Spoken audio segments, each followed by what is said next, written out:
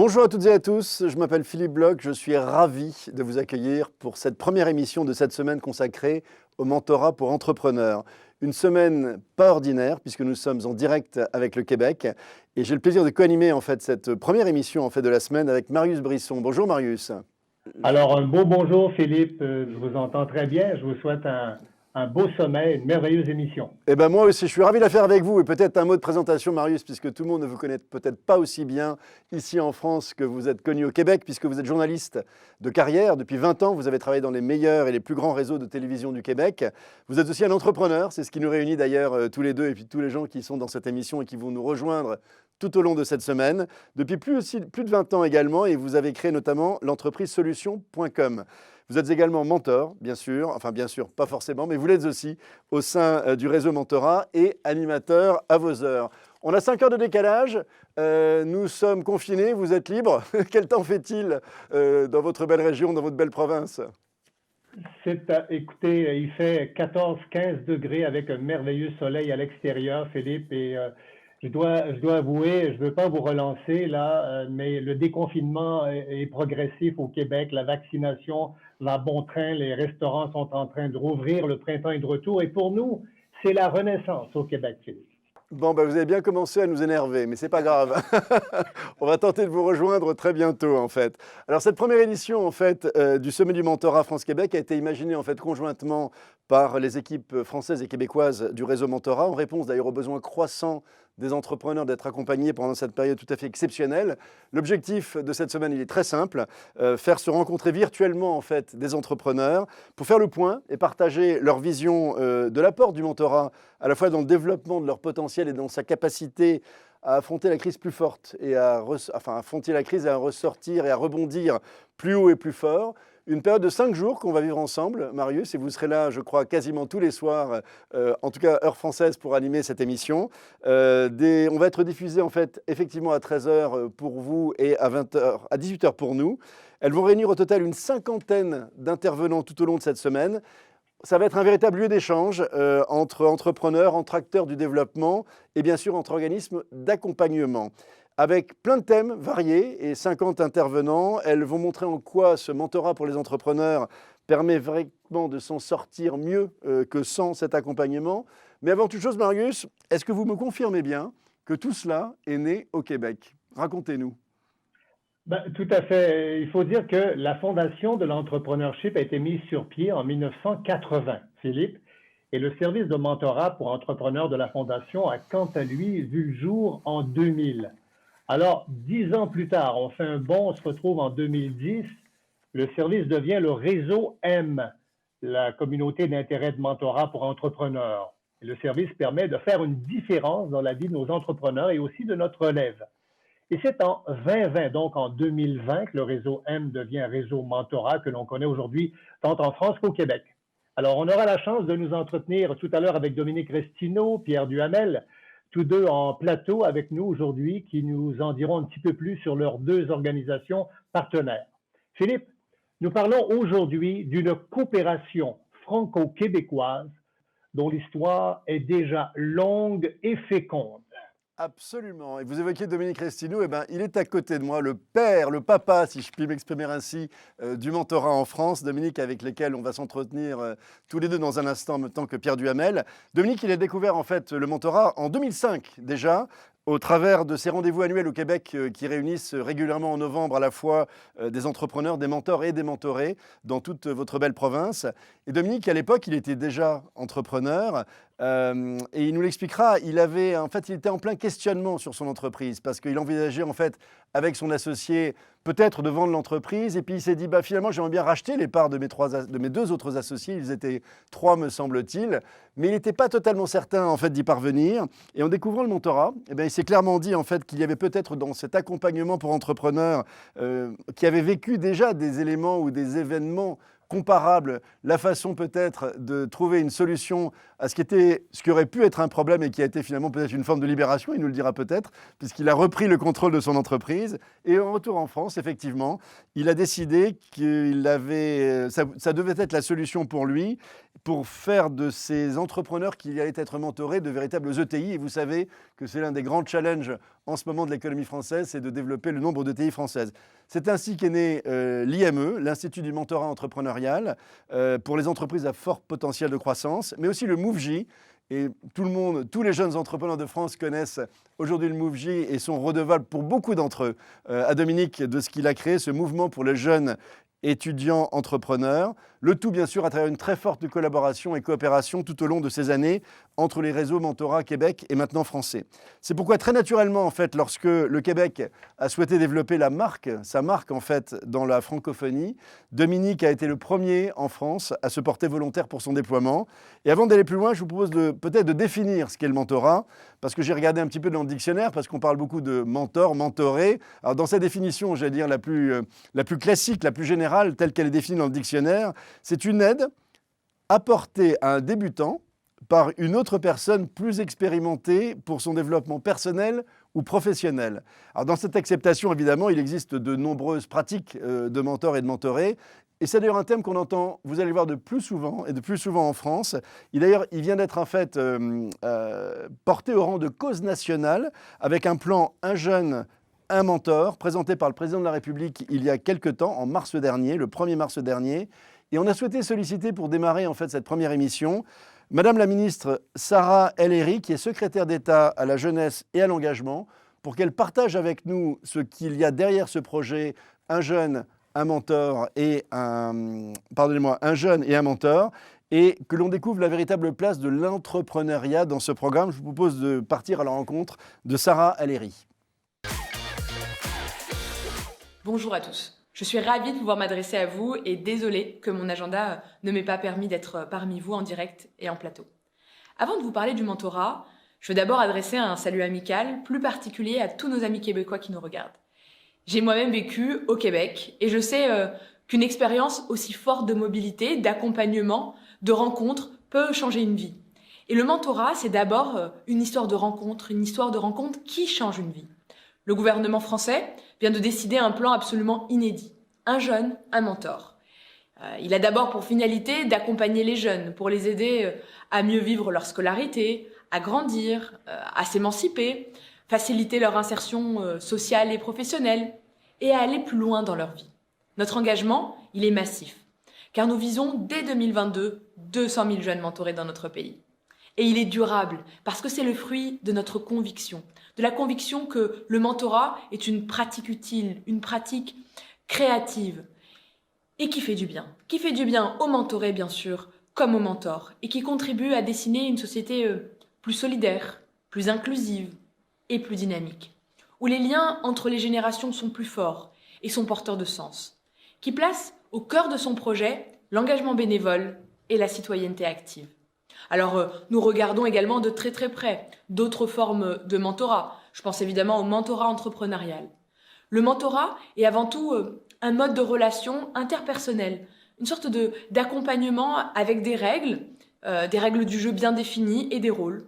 Ça fonctionne parce que ça fonctionne sur la confiance. Ça fonctionne aussi pour aider à la scolarité, à l'insertion sociale des enfants, mais aussi pour l'entrepreneuriat.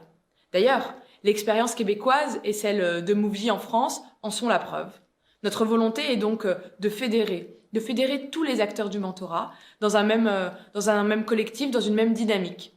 État, associations, collectivités, bénévoles et jeunes bien sûr, afin que le mentorat puisse grandir encore, se développer et qu'il puisse se déployer dans tous les territoires.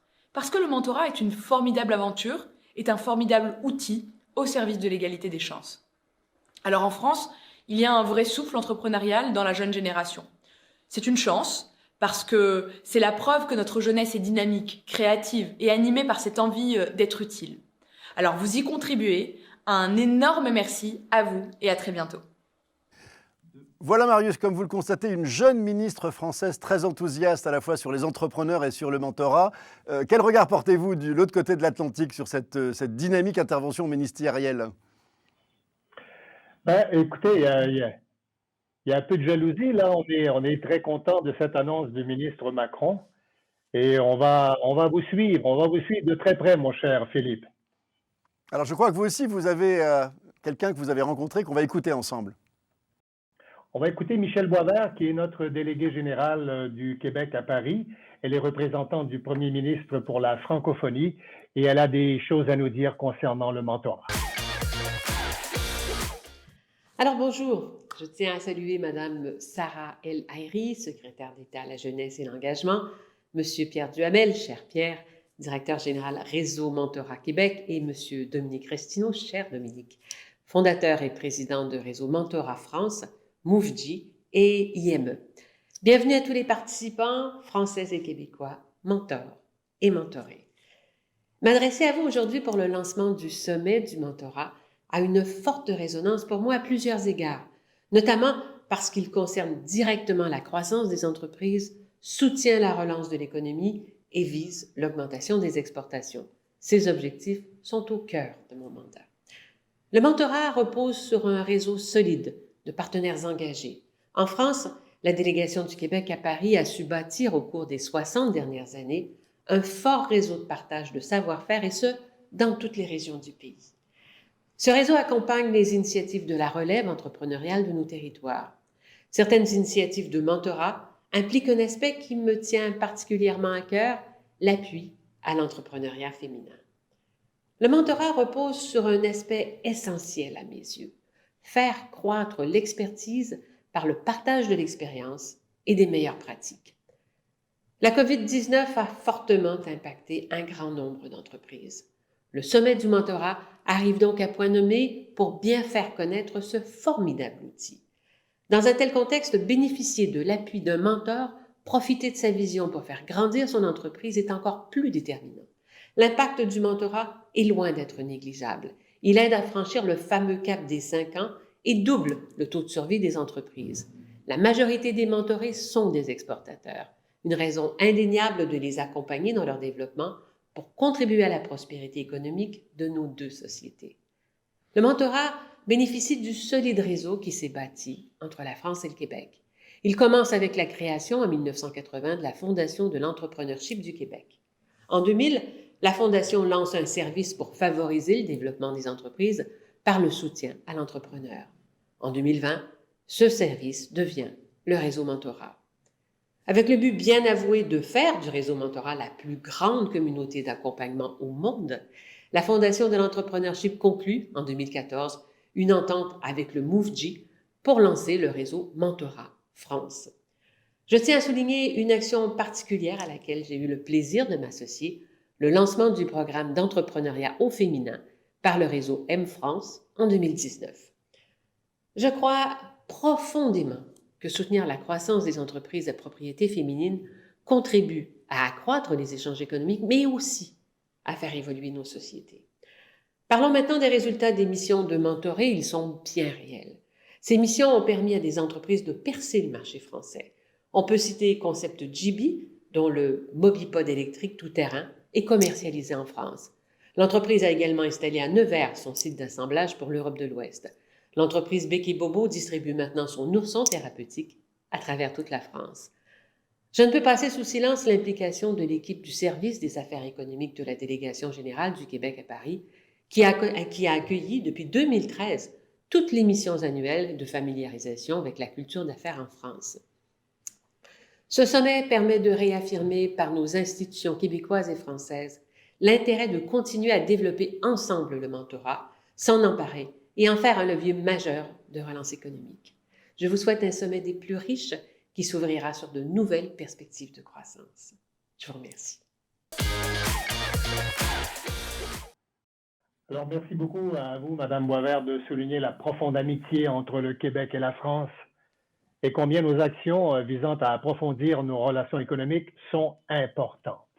Et c'est d'ailleurs dans cet esprit que depuis plusieurs années, le réseau Mentorat et le réseau Mentorat France organisent des missions commerciales dans le but d'offrir aux mentorés la possibilité de développer leur marché à l'international tour à tour en France et au Québec. En s'appuyant sur des fondements et des valeurs communes, nos deux réseaux soutiennent le développement de solides relations mentorales et d'affaires entre les entrepreneurs français et québécois. Et si d'aventure, à mon tour, Philippe, je devais donner une définition du mentorat pour entrepreneurs, je dirais peut-être ceci. Il s'agit d'un accompagnement entre pairs destiné à soutenir les mentorés que sont les entrepreneurs en phase de lancement, de croissance, de repositionnement ou de transfert. Les mentors, eux, sont des entrepreneurs expérimentés qui partagent bénévolement avec les mentorés leur expérience, apportent un effet miroir et ouvrent le champ des possibles grâce à de l'écoute et du questionnement. Avec Philippe, je vous propose dès à présent de découvrir un premier témoignage de deux mentorés, l'un en France, l'autre au Québec, qui ont tous deux tiré grand profit de leur relation avec un mentor, avant de donner la parole aux représentants des deux organisations en France et au Québec. Absolument, Marius. Premier exemple de mentoré, et on va comprendre comment ça fonctionne avec effectivement à mes côtés en fait Edwin Galland. Edwin qui est le fondateur du site Smart Sitting, qui est un service en fait de garde d'enfants. Et puis à vos côtés, en tout cas pas loin, en tout cas en visio, hein, puisque vous êtes chacun dans vos univers respectifs, mais en tout cas tous reliés par Internet, François Charon, qui est quant à lui fondateur d'un célèbre site en fait, qui est d'ailleurs le site de divertissement techno le plus visité du Québec, qui s'appelle françoischaron.com. Et j'aimerais d'abord, messieurs, que vous commenciez, on va peut-être commencer avec François, que vous nous racontiez cette belle aventure d'entrepreneur en quelques mots. Comment est née cette belle entreprise qu'est la vôtre? Et il y a combien de temps? Cette entreprise-là existe depuis 15 ans parce que j'ai été chroniqueur techno à la télé matinale durant de nombreuses années. Et, j'ai cherché à prendre les contenus que j'avais à la télé pour les amener sur le web. D'ailleurs, j'ai 25% de mon trafic quand même qui est français. Alors, bonjour aux internautes français qui visitent régulièrement mon site web, qui font partie de mes revenus. Hein? Alors, on exporte du web et on importe votre argent. On est vraiment content de le faire et fiers de le faire. C'est un site web qui a grandi lentement mais sûrement depuis 15 ans, qui maintenant rejoint 1,3 million de visiteurs uniques par mois, plus de 3 millions de pages vues, 300 000 personnes qui nous suivent sur les réseaux sociaux. Alors, on est devenu un véritable média qui, à l'origine, était un média alternatif et j'ai jamais eu d'aussi bonne cote d'écoute, même si j'étais sur la plus grande télé privée que depuis que je suis sur le web. Alors, les choses vont bien. Et les choses allaient bien tout le temps ou est-ce que elles ont été un peu moins bien, ce qui a nécessité votre envie et qui a suscité votre envie de vous faire accompagner par un mentor? Moi, mon mentorat a commencé par une crise de croissance. L'entreprise que j'avais auparavant s'appelait VotreSite.ca, entreprise qui est partie à zéro il y a une dizaine d'années et qui est montée à 10 000 clients PME récurrents. Donc, on avait en temps réel 10 000 clients qui étaient hébergés, qui venaient chercher des solutions marketing pour la croissance de leur entreprise, qui a créé, nous, une grande croissance d'entreprise. Et qui dit crise de croissance dit crise. Et c'est vraiment dans le mentorat que j'ai réussi à trouver mon ancrage, à me déposer. Mon mentor qui me suit depuis de nombreuses années. Et avec mon mentor, j'en suis venu à la conclusion que la meilleure chose à faire il y a un peu plus d'un an était de vendre mon entreprise à mon ancien associé pour garder exclusivement ma réelle passion qui est le contenu. françoischaron.com. Alors, j'ai pris les RH, j'ai sorti ça de ma vie. J'ai une micro-équipe maintenant de 5 personnes et je lui ai laissé tous les problèmes. Vous êtes un homme léger, allégé en tout cas, mais on en parlera Absolument. Et on va voir effectivement ce que vous a apporté votre mentor. Edwin, vous avez créé quant à vous un site de garde d'enfants. Il y a combien de temps et dans quel contexte? Alors nous, ça fait un peu moins longtemps que François. On s'est lancé avec Maxime et Boris il y a 4 ans, juste après nos études, avec l'envie d'entreprendre, l'envie de changer un peu les lignes, l'envie de créer notre propre entreprise et notre propre avenir.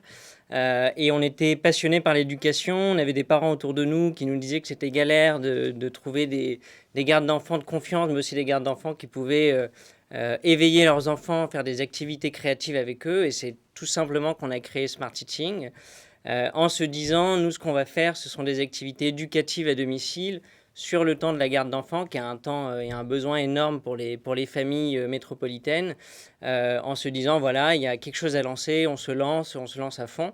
Et on a on s'est tourné assez naturellement vers le mentorat. À quelle époque? Ça fait 4 ans que l'entreprise existe. À quelle époque avez-vous pris cette décision? Au bout d'1 an et demi, 2 ans, on s'est fait accompagner assez vite. Et en fait, on avait 2 options, grosso modo, quand on se lance après l'école, après les études. En fait, on se rend compte assez vite que ce qu'on a appris pendant 5 ans est peu ou pas suffisant pour Faut entreprendre. pas dire ça à quelqu'un qui dirige plein d'écoles de commerce. Bon, c'est pas grave, on n'a pas entendu. En tout cas, on s'est rendu compte qu'on avait beaucoup à apprendre, et beaucoup à réapprendre, et beaucoup à tester, à expérimenter, À désapprendre parfois aussi. et à désapprendre, exactement. Et en fait, on s'est dit, il y a deux options. Soit on fait tout par nous-mêmes et on part de zéro et on met 10 ans pour monter une boîte qui tourne, qui réussit, qui a un vrai impact et qui a créé son marché. Soit on se fait accompagner, et si on se fait accompagner, autant aller se faire accompagner par des entrepreneurs qui sont déjà passés par où on va passer, qui ont déjà passé un certain nombre d'écueils, qui pourront nous faire réfléchir, nous faire grandir et surtout nous poser les bonnes questions. Et donc on n'a pas hésité, on a foncé au MoveJ le plus tôt possible dès qu'on a vu que ça existait. Et on s'est dit, en fait, ça va aussi nous rassurer sur ce qu'on va faire, en fait, qui est lancer une entreprise, lancer une aventure sans garde-fou, donc autant être accompagné par des mentors. Alors, on est dans une période exceptionnelle sur la partie garde d'enfants, puisque notamment depuis 1 an, les enfants ont été beaucoup à la maison, etc. Est-ce que le mentorat a été important dans cette période particulière depuis 1 an que nous vivons tous, ou pas, dans une activité comme la vôtre, avant de repasser vers François Charon? Ça a été très très important évidemment. 2020, ça nous a coupé un peu en plein vol. On est une boîte assez jeune, on a des perspectives, on était projeté vers une belle croissance. Avec chaque année, on faisait un bon chiffre. Et effectivement, 2020, ça nous a coupé en plein milieu de nos investissements et de nos projets d'avenir. Pour qu'on situe juste, Edwin, il y a combien de personnes, combien de salariés à vos côtés, combien de Alors, nous, on a quelle taille d'entreprise? accompagné depuis 4 ans quasiment 4000 enfants. Ouais. On a fait travailler 1 millier d'étudiants sur les 4 années. Et nous, en interne, on est une plus petite équipe, mais on travaille comme ça au quotidien avec comprends. 400 étudiants. Et tout d'un coup arrive mars 2020. Arrive mars 2020, ça nous fauche un peu en plein vol, en plein développement. C'est le moment où on fait le plus d'heures dans l'année, le plus de chiffres, effectivement. Et on se dit, OK, en fait, tout s'arrête du jour au lendemain. Plus de services, plus d'activité, rien. Qu'est-ce qu'on fait? Et là, effectivement, c'était un peu la panique à bord. En tant qu'entrepreneur, on est habitué à tout maîtriser, on est habitué à se projeter, on est habitué à contrôler, à préparer le futur. Et là, en fait, quels étaient les efforts qu'on déployait? Zéro visibilité. Zéro visibilité, zéro prise sur ce qui se passe. C'était une période très angoissante, en fait, en tant que jeune entrepreneur. Et en fait, on dépensait aussi beaucoup d'énergie. Je pense que sur cette période, on a été quasiment en burn-out. Tous les fondateurs Smart Sitting, on n'a jamais autant travaillé pour si peu d'impact. Et votre mentor, il était en forme, lui, pour vous aider? Il avait de l'énergie à revendre pour vous accompagner dans cette période? Il avait de l'énergie et surtout, il était beaucoup plus serein que nous. Ah. Et ça été... Ça apporte ça aussi, on va en parler après. Ça a été extraordinaire parce qu'en fait, on l'a appelé, on lui a dit, bon, écoute, voilà, là, c'est la galère, je suppose que pour toi aussi, on est un peu perdu, on est dans l'émotion, dans l'angoisse, qu'est-ce qu'on fait, est-ce qu'on fait quelque chose, etc. Et en fait, effectivement, il nous a permis de respirer. Il nous a posé des questions un peu, on va dire, essentielles. Il nous a remis dans le bon état d'esprit qui était de se dire, en fait, là, on ne peut pas forcément contrôler ce qui est en train de se passer. Par contre, on peut se projeter, on peut préparer l'après, on peut préparer la reprise. En fait, il nous a posé les questions suivantes qui étaient, quelles sont vos ressources à vous, Smart Sitting? Quelle est votre vision, votre ADN? Est-ce que tout ça est remis en cause par la situation? Ou comment est-ce que vous préparez le lendemain, en fait? Alors, on va poursuivre avec François. On va revenir après sur la suite peut-être de cette belle aventure commune entre vous et votre mentoré. François, vous évoquiez une crise de croissance tout à l'heure. Est-ce que c'est à ce moment-là, effectivement, que vous avez eu le plus besoin de votre mentor? Et est-ce qu'il y a eu d'autres périodes où vous avez été appelé à se faire aider par lui ou pas? Ou elle, d'ailleurs, je ne sais pas. C'est lui. Mais cette année, j'ai vendu il y a au temps des fêtes, il y a 1 an et demi environ. Donc, quand la pandémie est arrivée, là, moi, j'étais en train de me dire qu'est-ce que je fais avec cet argent-là? Je commençais à vouloir rencontrer des conseillers financiers. Est-ce que je deviens un Liberté 55? C'est une expression au Québec pour dire que je prends ma retraite dans 2-3 ans. Et là, la pandémie arrive. Il faut savoir que FrançoisCharon.com, c'est le site web qui dit aux gens comment vivre et survivre avec la technologie, qui dit aux gens, attention, il y a telle légende urbaine, il y a telle fraude sur le web, ce qui fait que notre trafic a explosé. On s'est retrouvé avec un site web qui a monté il y a 12 mois, là, si on recule le calendrier, on a frisé à 3-4 millions de visiteurs uniques par mois sur le site web. On s'est senti pris d'une mission d'aider les gens parce que les gens étaient en télétravail avec un ordinateur, ils ne savaient pas quoi faire avec ça, ils attrapaient des virus. Alors, on s'est mis à travailler comme des fous, à aider les gens, à les divertir. Au printemps, croyant que l'été était pour être perdu, on a lancé un site web qu'on a appelé guidevacances.ca pour expliquer aux gens comment avoir du plaisir en temps de pandémie.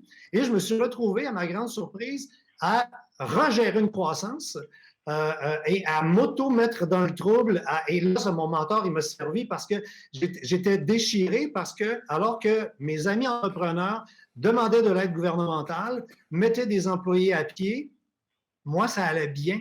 Et la pandémie s'est avérée être une opportunité. Même je donnais des conférences aux autres entrepreneurs pour dire comment saisir la pandémie et la transformer en opportunité. Alors moi, je vivais au pays des licornes. Alors que les gens mettaient ça va bien aller. Là. Moi, j'étais la licorne en chef. Et il n'y a pas beaucoup de gens qui on peut parler de ça. Et un mentor, ça sert à ça, pouvoir justement parler, parce que certains entrepreneurs ont eu la honte du succès durant la pandémie. Je l'ai eu la honte du succès. J'ai pu en parler avec mon mentor. François, je ne voulais pas vous interrompre, mais alors, du coup, ça veut dire que même quand ça va bien, le mentor est utile. On partage même les bons moments avec le mentor, pas uniquement les difficultés. Bien, parce que quand ça va bien pour un entrepreneur, ça amène des défis différents. Et on revient toujours au savoir-faire et au savoir-être. Des consultants pour nous aider dans le savoir-faire, c'est facile. Tu gères ta croissance comme ça, comme ça. Et quand je parlais de la honte d'avoir du succès, est-ce que j'y vais, est-ce que j'appuie sur l'accélérateur encore ou non, est-ce que je décélère ma croissance parce que, non, est-ce que je vais aller aider les autres? Donc, sur ces grands dilemmes-là, moi et mon mentor adore le vin, nos rencontres sont interminables, même en Zoom. Alors, on s'ouvre à chacun une bonne bouteille et on se parle durant des heures et des heures. Vous nous faites rêver, une bonne bouteille, un business qui va bien, c'est fantastique, j'aime le Québec. Alors peut-être on va revenir sur Edwin un instant, parce que les 12 mois qui arrivent, comment les voyez-vous et est-ce que vous les voyez toujours avec ce mentor et comment est-ce que vous envisagez votre avenir en commun? Quelles sont ses recommandations et est-ce que vous les suivez? Oui, alors les 12 mois à venir vont être très très importants et effectivement, notre mentor nous a aidés à nous projeter et à pouvoir les préparer. Dans la mesure où nous, on n'a effectivement pas eu la chance d'avoir une opportunité business comme François pendant le confinement. Nous, c'est un service humain de service à la personne, donc ça s'est effectivement arrêté. Mais on s'est reprojeté dans la suite et dans un développement ultérieur en ayant posé la question des ressources dont on avait à notre disposition. Et en fait, en 2020, on s'est rendu compte qu'on a eu 4 fois plus d'inscrits étudiants en 2 mois que sur les 4 années précédentes. Volontaire pour votre garde d'enfants. Exactement. Et en fait, on s'est rendu compte qu'il y avait une énorme demande d'étudiants d'avoir des jobs étudiants qui aient du sens. Et en même temps, on s'est aussi rendu compte en 2020 que l'isolement social des uns des autres s'était accru, que les plus âgés d'entre nous surtout étaient en isolement par rapport aux plus jeunes et qu'il y avait une rupture de lien social très très forte. Et nous, on s'est dit, en fait, notre mission à nous, c'est de créer du lien social, du lien intergénérationnel. On va lancer un nouveau service avec Smart Sitting à destination des seniors avec nos étudiants. Et en fait, ce lancement de service, ça a été grâce aussi à notre mentor qui nous a dit, en fait, réfléchissez à vos ressources, projetez-vous dans le futur et de quoi est-ce qu'on va avoir encore plus besoin demain qu'aujourd'hui. Et ça, c'était grâce à lui aussi. Merci. On va peut-être revenir une dernière fois vers vous, François Charron, avant de poursuivre, parce que j'ai bien compris que la retraite n'était finalement pas décidée pour tout de suite, avec la croissance qui est devant vous. Comment voyez-vous les mois qui viennent et est-ce que la vie va se poursuivre ou non avec ce mentor? Oui, et les bouteilles de vin nous ont amené à des idées complètement folles et je vais profiter à fond de la pandémie. Le site web techno-françoischarron.com va avoir un nouveau slogan dans quelques semaines qui va être « Vivre branché, savoir décrocher ». On se lance dans ce que j'appelle le New Living parce que les gens vont vouloir se décrocher de ces machines-là. Et on vient d'acheter un vieux motorisé de 35 pieds de 1995 qu'on est en train de transformer en véhicule du futur avec panneaux solaires, les dernières technologies. Ça va devenir mon studio mobile, ce qui veut dire que maintenant, on parle beaucoup du work from home ou work away du home. Je vais devenir, dans le fond, le poster boy de ce nouveau mouvement-là, de pourquoi pas faire du télétravail dans un véhicule qu'on a modifié. Alors, je vais travailler en déplacement. Donc, qu'est-ce que je vais travailler? Je vais faire des chroniques. Donc, je réussis à faire ma foutue retraite 55 ans en travaillant et en gérant la croissance. On a le droit de tout avoir dans la vie. C'est entre autres ce que mon mentor m'aide à dire. Non, pourquoi jeter des choses? On peut tout garder. Alors, ça veut dire François, excusez-moi, Philippe, si je peux intervenir. Bien Ça veut sûr. dire, François, que vous vous apprêtez à faire un tour du Québec en véhicule récréatif du futur, là. On dévoile le VR dans 2 mois. On va le rénover avec des capsules web, une chaîne YouTube de rénovation de VR et des trucs. Et ça culmine avec un tour de la Gaspésie durant les vacances de la construction.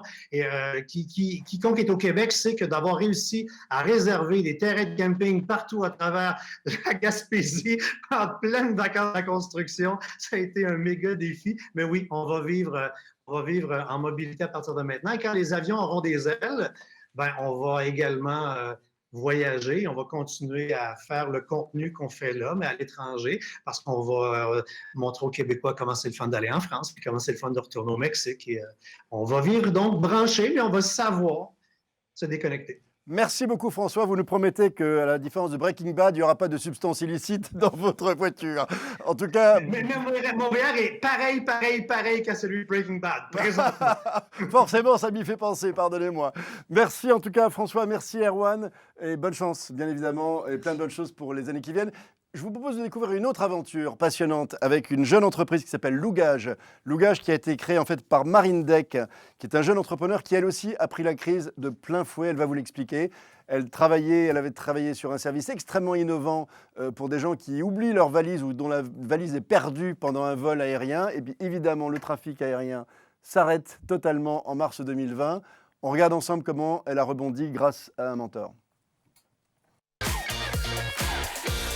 Je suis la fondatrice de Lougage. En mars 2020, Lougage était un service de prêt pour les passagers qui ont un bagage retardé. Je m'explique. On prêtait des vêtements pour pallier la durée de retard des bagages. On avait un contrat avec la compagnie aérienne Air France, mais aussi KLM. Bien évidemment, ce qui s'est passé nous a fortement impacté. À partir du moment où le président Donald Trump a fermé les frontières, on nous a appelés pour nous dire qu'il fallait tout simplement tout arrêter. Donc, on a clairement pris la crise de plein fouet. On était dans un état, et j'étais plus particulièrement dans un état de sidération, à tel point que ma première réaction a été de dire que j'arrêtais tout. Donc, ce sont les premiers messages que j'ai envoyés, que ce soit à la communauté du MoveJ, mais aussi à mon mentor.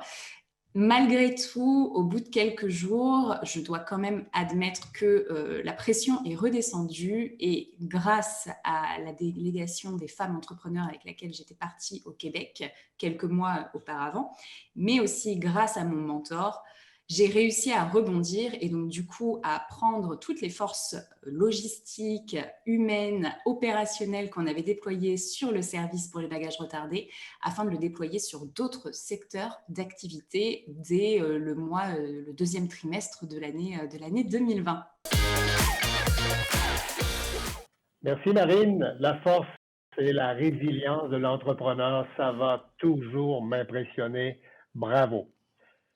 On a vu à travers ces témoignages que la pandémie a affecté tous les entrepreneurs d'une manière ou d'une autre et que le mentorat agit comme un phare dans le brouillard. Alors la question se pose, comment sauver nos entrepreneurs et l'esprit entrepreneurial? Alors ceux qui sont débordés par une croissance débridée, on a vu François tout à l'heure, ceux qui sont dans des secteurs durement touchés par la crise, les autres, les fragiliser quoi? Alors, pour répondre à cette question, nous avons le plaisir d'accueillir sur le plateau français Dominique Restineau. Bonjour Dominique. Bonjour Marius.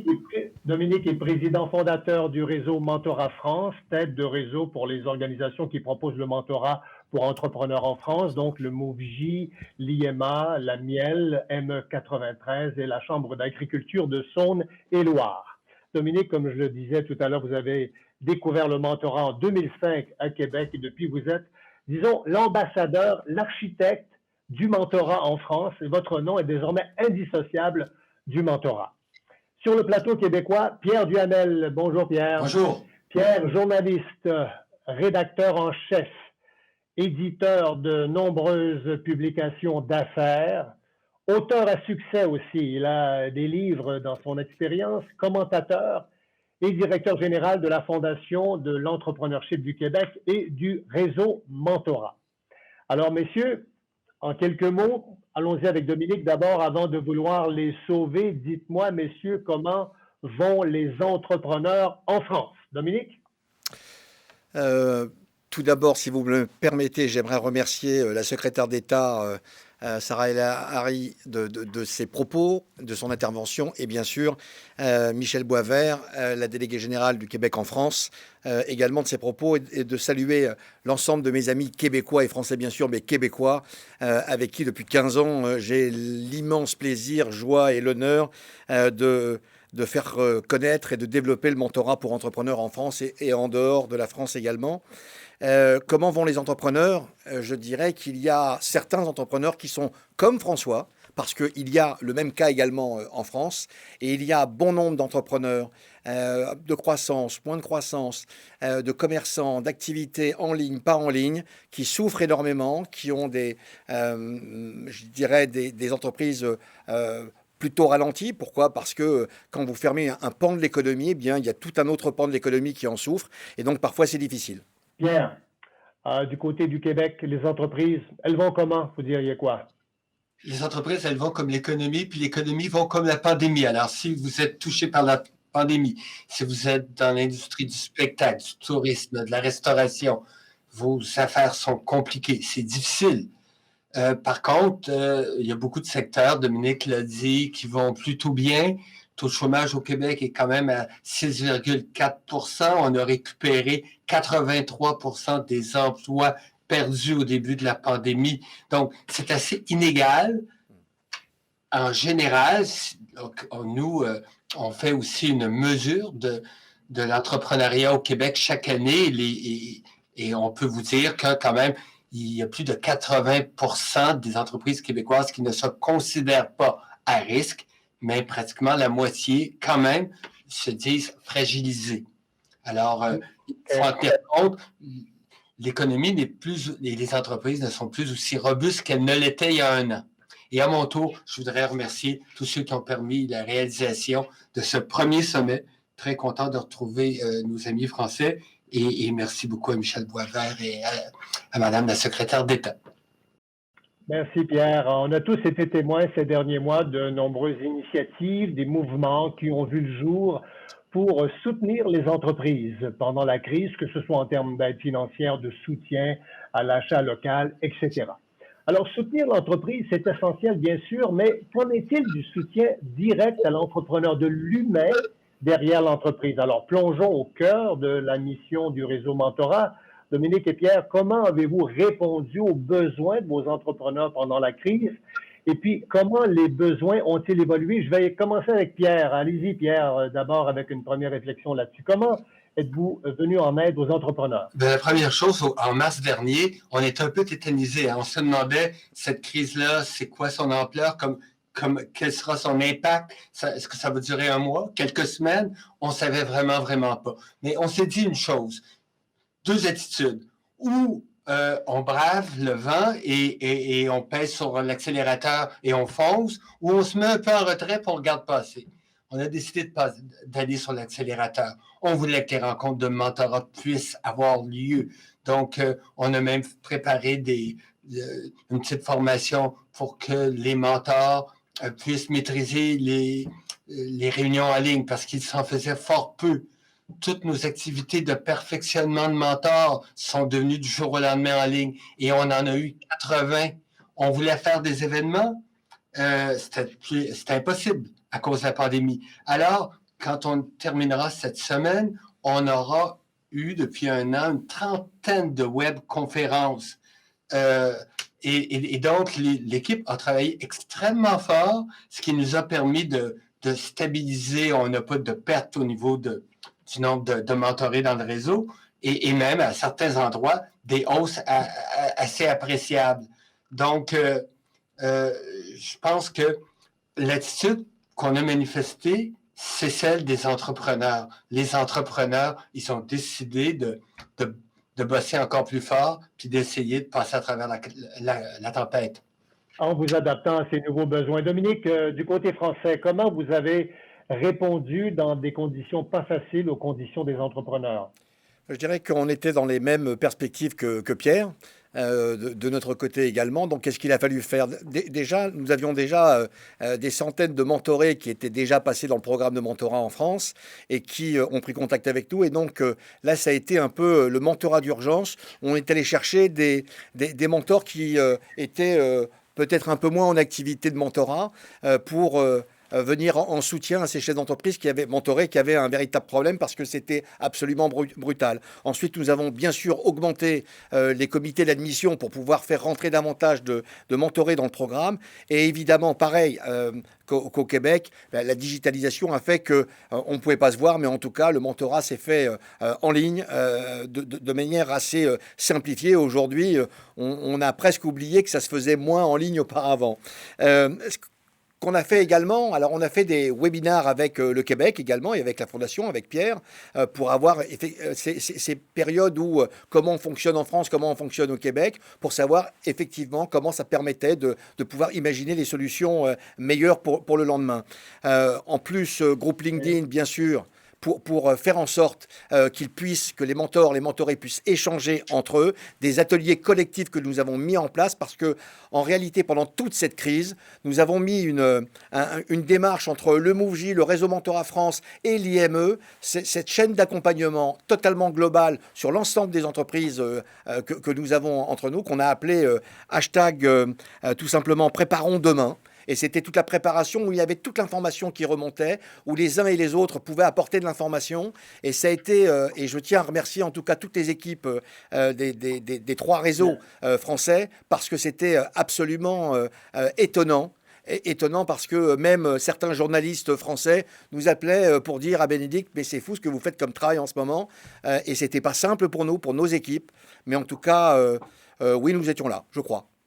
Et vous vous êtes adapté dans le fond. Pierre, si j'enchaînais en vous demandant, les mentorés, les entrepreneurs mentorés ont réagi de quelle façon à cette nouvelle façon-là d'être consultés, la visioconférence, etc. Avez-vous des choses à nous dire là-dessus? Au niveau de la visioconférence, en tout cas, je vais dire comme Dominique, la transition s'est faite tout naturellement et c'est comme si on ne saurait plus quoi faire quand il n'y aura plus de pandémie. Là. Presque violemment, n'est-ce pas? J'imagine déjà le retour à la normale et ce sera quoi la normale finalement? Ouais. Dans notre indice entrepreneurial, on a interviewé spécifiquement 160 personnes membres de notre réseau pour savoir comment ça allait. Et ce qu'on a vu, c'est que 87,5% de ces entrepreneurs veulent que leur entreprise entreprenne une phase de croissance dans les 3 prochaines années. 70% ont apporté un changement à leur entreprise. Donc, elles sont déjà en transformation. 40% ont apporté un service ou un produit nouveau qui n'existait pas chez eux avant la pandémie. Mieux encore, 25% ont l'intention, à très court terme, de créer une autre entreprise et de devenir eux-mêmes des multipreneurs, pour parler des propriétaires d'entreprises qui sont propriétaires de plusieurs entreprises. Donc, je constate que les gens qui ont un mentor, qui ont été entourés dans notre réseau, alors, je ne vais pas faire de lien cause à effet trop banal, parce que s'ils sont dans notre réseau, peut-être aussi parce qu'ils sont solides, puis ils veulent bien faire et ils sont très déterminés. Mais, chose certaine, les gens, les mentorés de notre réseau s'en tirent pas trop mal et enfin, il est permis d'espérer pour le mieux. Merci Pierre. Dominique, pensons aussi aux mentors, les mentors qui ont été affectés, ce sont des entrepreneurs d'expérience, ils ont été affectés par cette crise-là. Est-ce qu'il y en a beaucoup qui ont été obligés d'abandonner le mandat de mentor pour se consacrer davantage à leurs affaires? Alors, il est vrai, Marius, que quasiment l'ensemble de nos mentors sont en activité ou en affaires.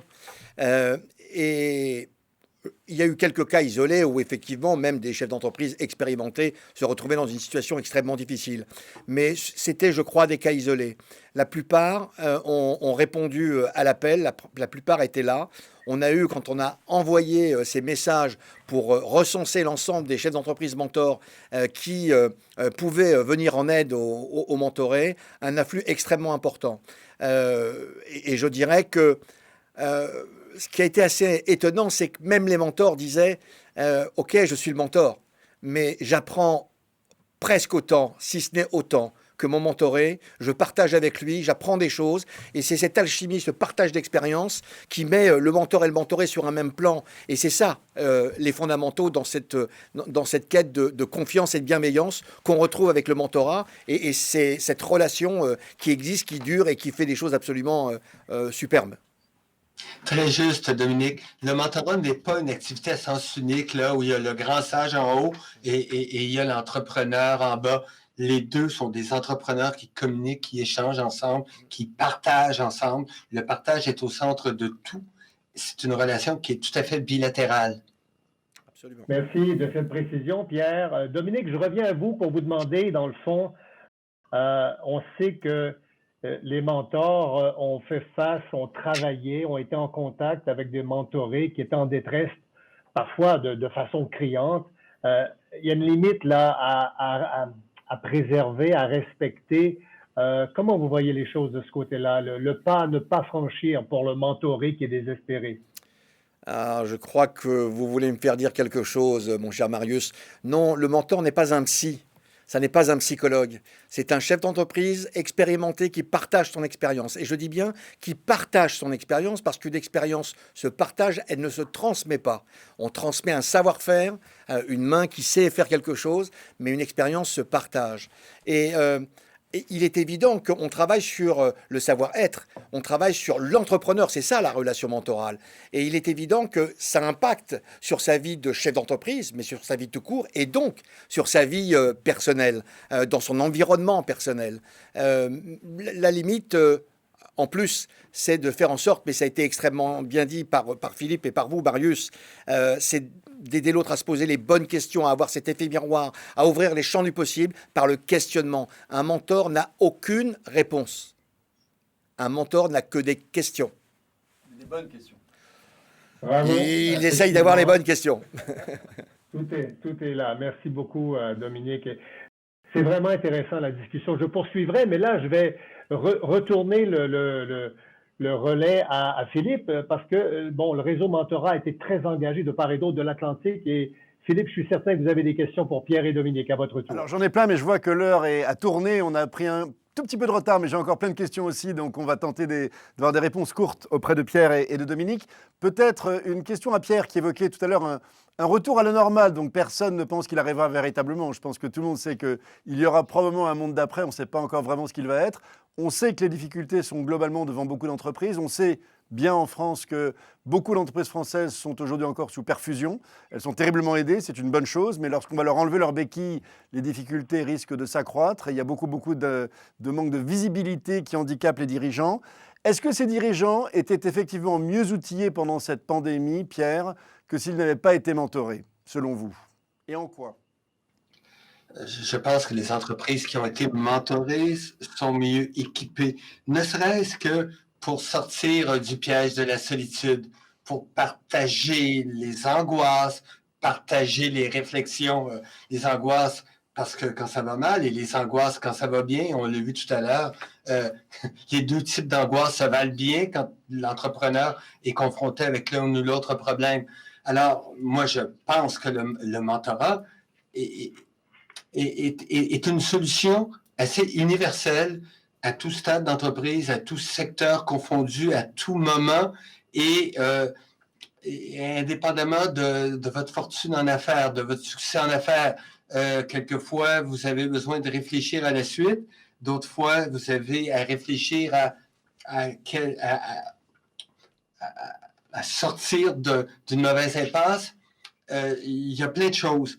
Moi, je pense que le mentorat s'avère le dispositif, la solution, d'un point de vue sociétal, la moins chère et la plus efficace pour faire croître nos entreprises et surtout pour faire croître nos entrepreneurs. Parce que quelquefois, suite à cette crise-là ou à d'autres crises, il y a des entreprises qui ne passeront pas à travers. On le sait, ça.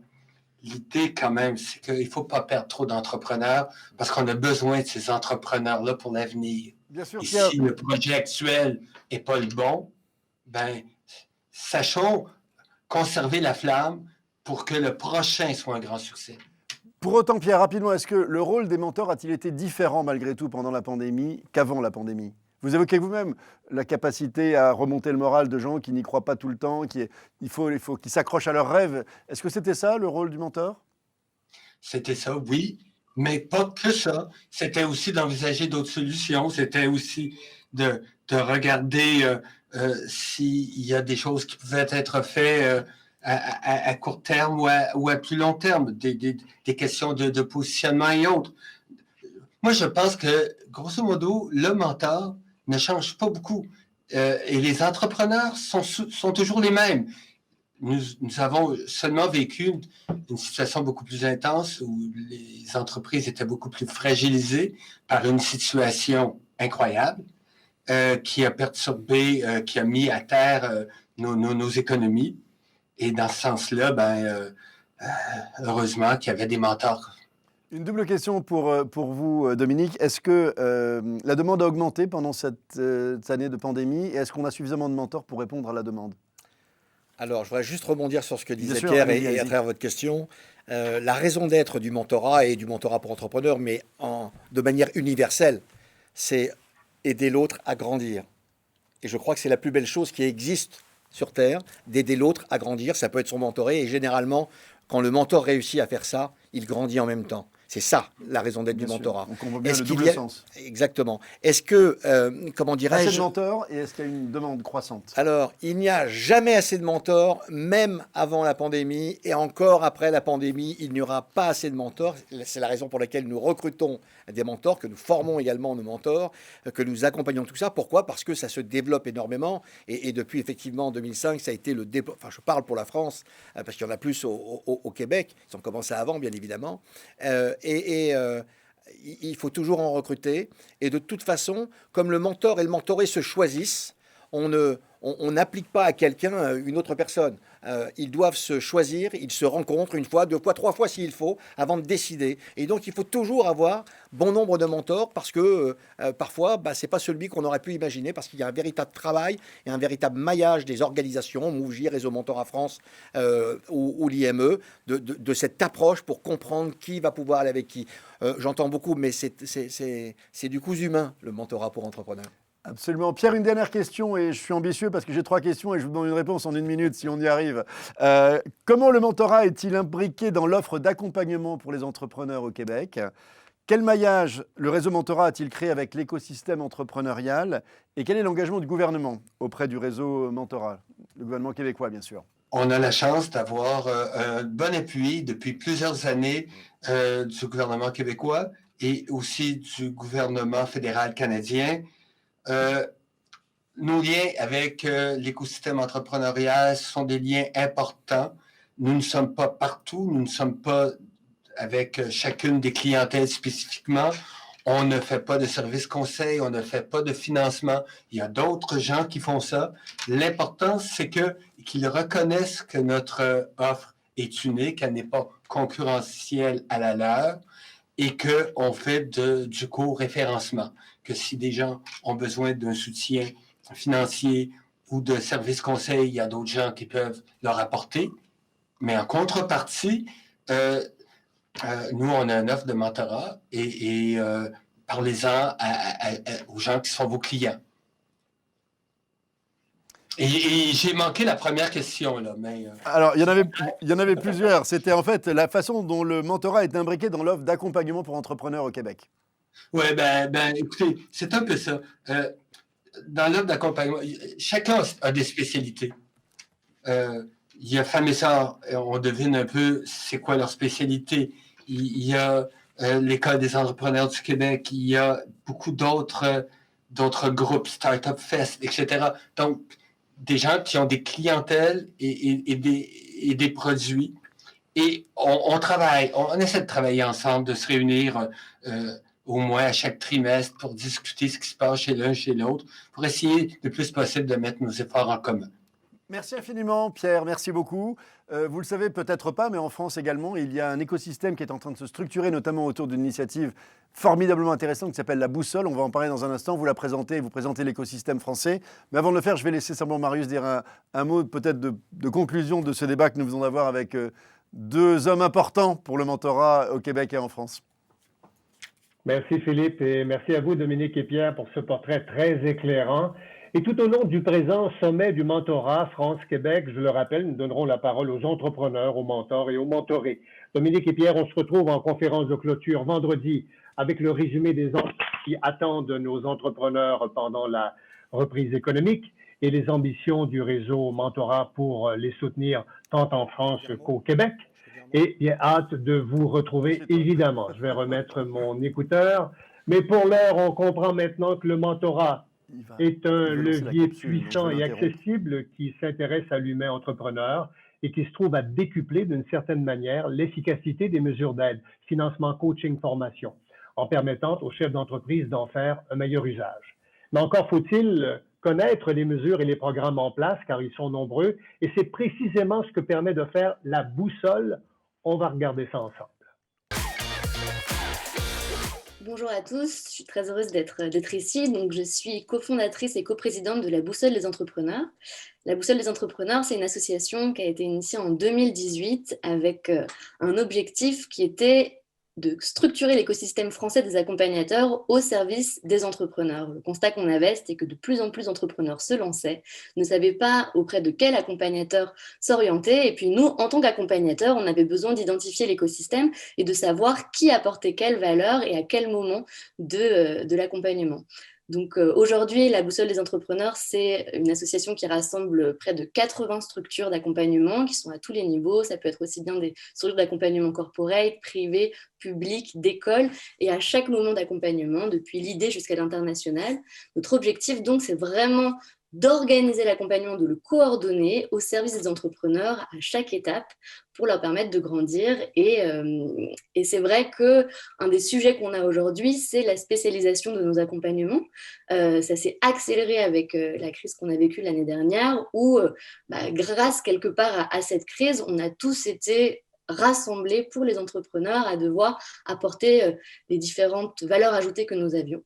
Et on a été comme ça accéléré dans notre structuration et la coordination de notre accompagnement. Avec la Boussole, on a différentes activités. En fait, les accompagnateurs se rassemblent tous les mois pour échanger sur des sujets qui les concernent, à la fois pour le contenu de l'accompagnement, mais aussi la forme de l'accompagnement.